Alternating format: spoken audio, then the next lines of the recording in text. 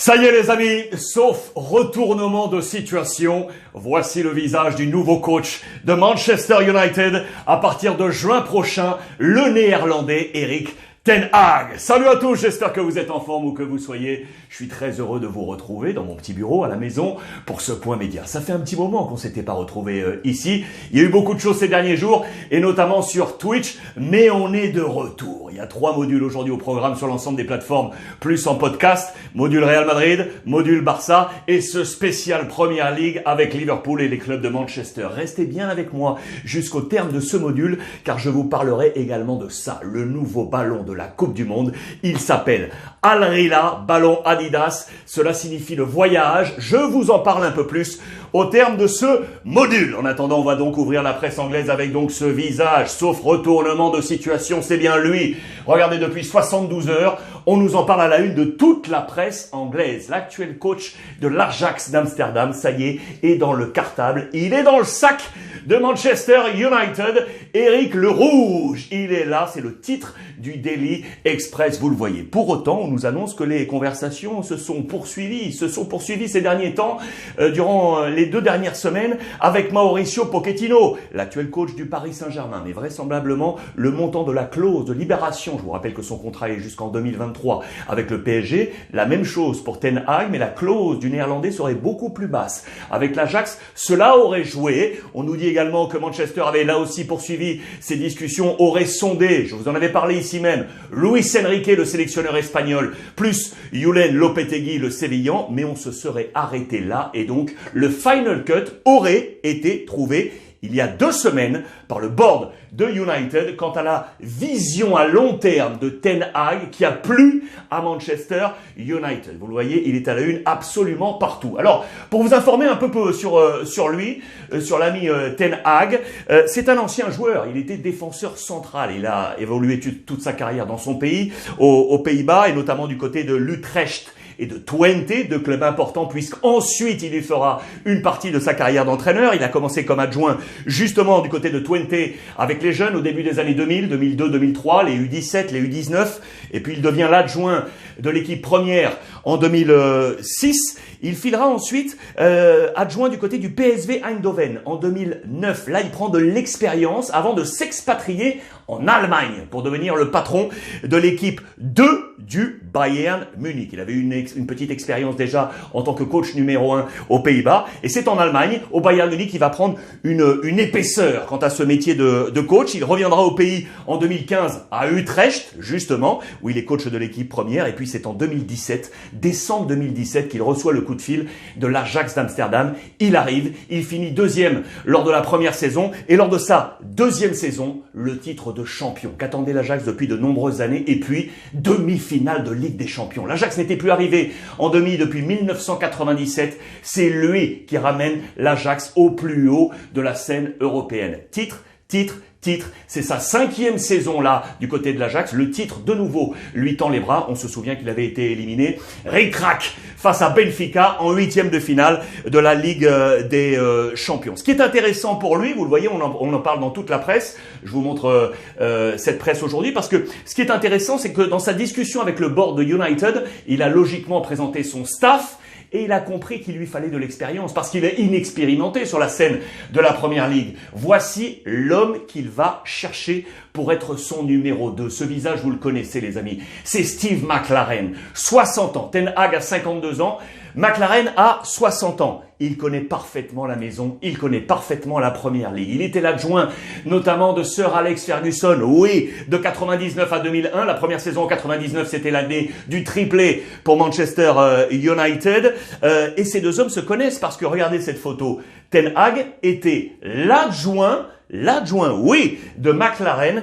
C'était en 2008-2009 du côté de Twente, justement. Lorsqu'il avait été adjoint à Twente, eh bien, McClaren en était le coach. Donc, ils se connaissent parfaitement. Là, on est donc dans le chemin inverse. Lui sera numéro 1 et lui sera numéro 2. Sa connaissance, il a été sélectionneur également de la sélection anglaise de 2006 à 2007 durant 16 mois. L'ami McClaren, il est passé par Middlesbrough, par Wolfsburg, par Nottingham Forest, par Derby, par Newcastle, par QPR. Il connaît parfaitement la Première Ligue. Voilà qui va apporter énormément, vous pouvez vous en doter, à l'ami Ten Hag. Le premier match d'ailleurs, pour lui ici, il prend les rênes. Ce sera un match amical, bien évidemment. Ce sera le 12 juillet prochain, du côté de Bangkok, face à Liverpool, dans le programme estival de Manchester United. Il a également en tête, Ten Hag, ses plans pour la saison prochaine. Et regardez ici, en tête de gondole de la presse mancunienne, ce qui est clair, c'est que vraisemblablement, out Paul Pogba. Et on nous dit également, attention, out possible,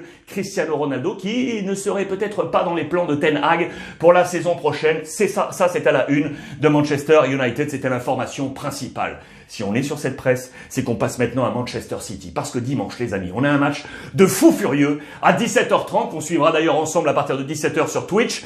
Manchester City face à Liverpool, c'est la bataille pour le titre. On a en tête Manchester City qui, cette semaine, a battu ric-rac, là aussi, l'Atlético Madrid en Ligue des Champions 1-0. On se souvient de la joie de Pep Guardiola qui avait lâché cette bouteille d'eau. Il n'en pouvait plus dans sa partie d'échecs avec El Cholo Simeone. C'est De Bruyne qui avait finalement ouvert la boîte. Le capitaine international belge qui avait trouvé la bonne résonance de ce match. Du côté de l'Espagne, on veut encore y croire parce qu'un 0, on se dit que c'est encore limite avec Antoine Griezmann.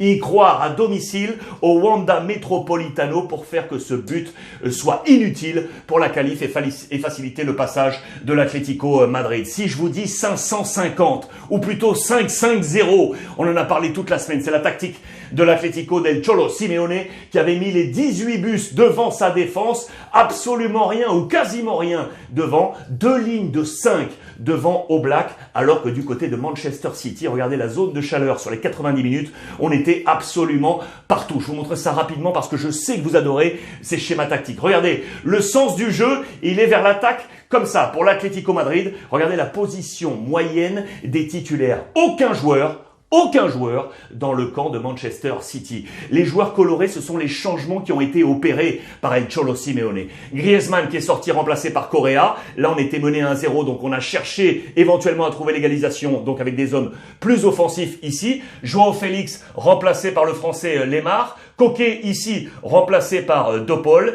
et Llorente ici remplacé par Cunha. Vous voyez ce bloc ici, alors qu'à l'inverse, le bloc de Manchester City, le sens de l'attaque est vers le bas. Et dans le sens inverse, quasiment tous les joueurs dans le camp de l'Atlético Madrid. Peut-être ici, juste ici, vous le voyez. Les changements opérés, des changements qui ont été décisifs, vous le savez et on va y revenir. Gundogan, remplacé par Grealish, qui a été d'un important impact sur la formation de l'Atlético. Sterling, ici, remplacé par Gabriel Jesus. Et le changement, Mahrez, remplacé par Foden. On attendait Foden titulaire. Eh bien non, Pep Guardiola avait changé la donne. Il est entré en cours de jeu. Et regardez la presse anglaise au sortir avec bien évidemment le visage du capitaine, buteur. Mais le titre, il est sur Foden. C'est lui qui a changé l'image de ce match, l'image des Blues. Voici les notes des joueurs de Manchester City. De très bonnes notes. La meilleure, elle est pour De Bruyne avec un point en plus pour le but, bien évidemment, avec un 8 sur 10. Je voulais vous montrer ça, mais je voulais vous montrer également différentes positions. Celle de Sterling qui a pris un petit 5. On verra quel sera son sort pour le match retour. Mahrez qui a pris un 5. Moyen.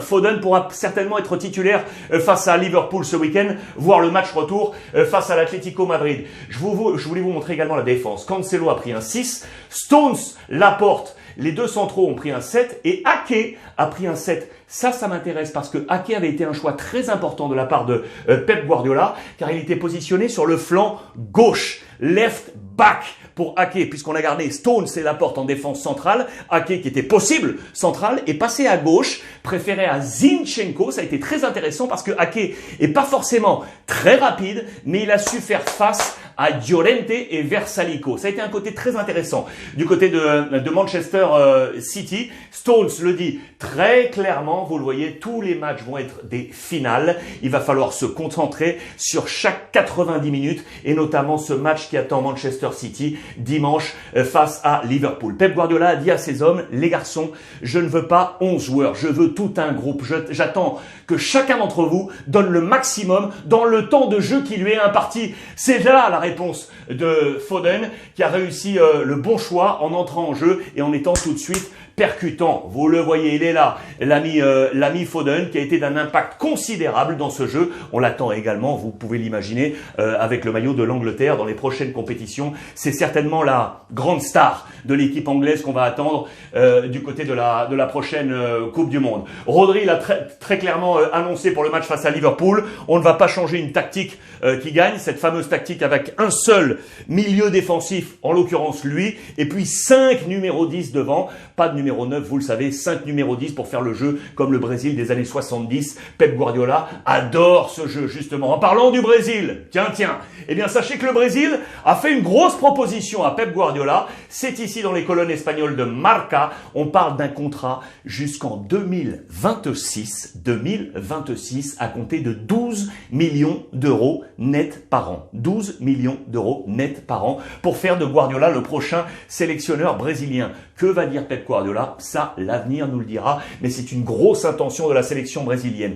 Un bémol à l'actualité cette semaine de Manchester City, c'est ici. Regardez, c'est relayé ici par la presse espagnole, plus ici par la presse anglaise et notamment The Times, les pages sport, vous le voyez, City accusé de paiement illicite. On parle d'une nouvelle affaire de Football Leaks qui a été révélée par le quotidien allemand Der Spiegel.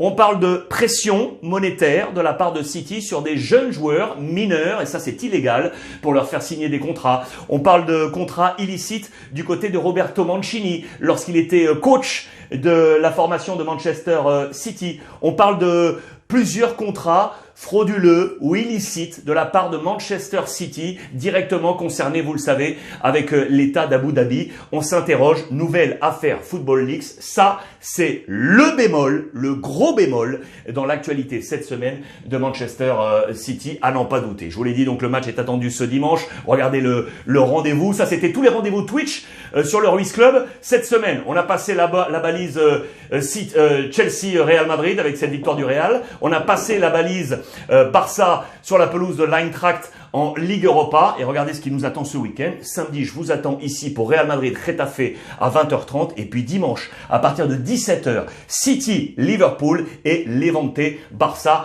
dans la continuité. Et comme promis, je voulais terminer par ça, les amis. Je voulais vous terminer par ça parce que je l'adore. Je remercie d'ailleurs tous les copains là d'Adidas qui m'ont envoyé ce ballon parce que il est précieux, il est encore rare et il est absolument magnifique. Al Rila, qui signifie le voyage. Il est ici, c'est le 14e ballon successivement créé par la marque aux 3 bandes pour la Coupe du Monde. Et ce, depuis 1970. Ils sont là, regardez, tous les ballons de la Coupe du Monde. Le premier en 70 pour Adidas, c'était au Mexique. 1, 2, 3, 4, 5, 6, 7, 8, 9, 10, 11, 12, 13, 14.